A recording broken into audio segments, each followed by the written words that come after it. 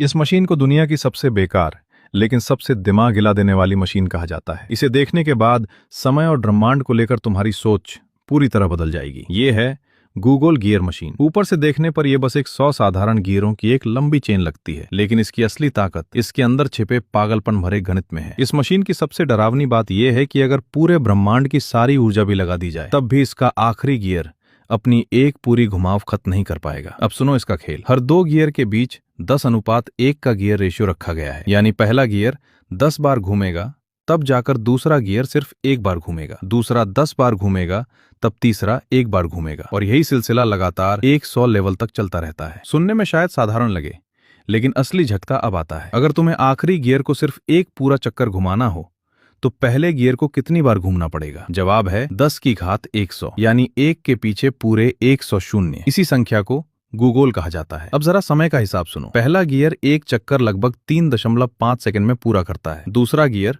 करीब 6 मिनट लेता है, पांचवां गियर घूमने में 10 घंटे लगा देता है, सातवें गियर को एक चक्कर पूरा करने में 1 महीने से ज्यादा लग जाता है, और आठवां गियर उसे एक पूरा चक्कर लगाने में 1 साल से भी ज्यादा समय चाहिए। अगर तुम पैदा होने से लेकर बूढ़े होने तक इसे देखते रहो तब भी शायद 10वें गियर को पूरा घूमते हुए नहीं देख पाओगे। मानव इतिहास की पूरी लिखित सभ्यता भी 12वें गियर के एक चक्कर के सामने कुछ नहीं है। यहाँ तक कि बिग बैंग के बाद से बीते 13.8 अरब सालों में भी 18वां गियर आधा ही घूम पाया है। और सोचो, उसके बाद अभी भी 82 गियर बाकी हैं, जो लगभग बिल्कुल नहीं हिले। कुछ लोग कहेंगे तो सीधे आखिरी गियर को हाथ से घुमा दो, लेकिन यहीं पर यह मशीन तुम्हारे दिमाग को तोड़ देती है, क्योंकि गियर रेशियो सिर्फ स्पीड कम नहीं करता, वो पीछे की तरफ रेजिस्टेंस को लाखों करोड़ों गुना बढ़ा देता है। आखिरी गियर को घुमाने के लिए जितनी ताकत चाहिए वो पूरे ब्रह्मांड के सभी ग्रहों और तारों की गुरुत्वाकर्षण शक्ति से भी ज्यादा होगी। मतलब अगर खुद सुनी वुकोंग भी आ जाएं तब भी इसे नहीं घुमा पाएंगे। इस अविश्वसनीय मशीन को डच कलाकार डैनियल दे ब्रुइन ने बनाया था, लेकिन इसका मकसद कभी आखिरी गियर को घुमाना नहीं था, बल्कि इंसानों को यह एहसास दिलाना था कि कुछ संख्याएं और कुछ समय इतने विशाल होते हैं जिनके सामने पूरा ब्रह्मांड भी छोटा लगने लगता है।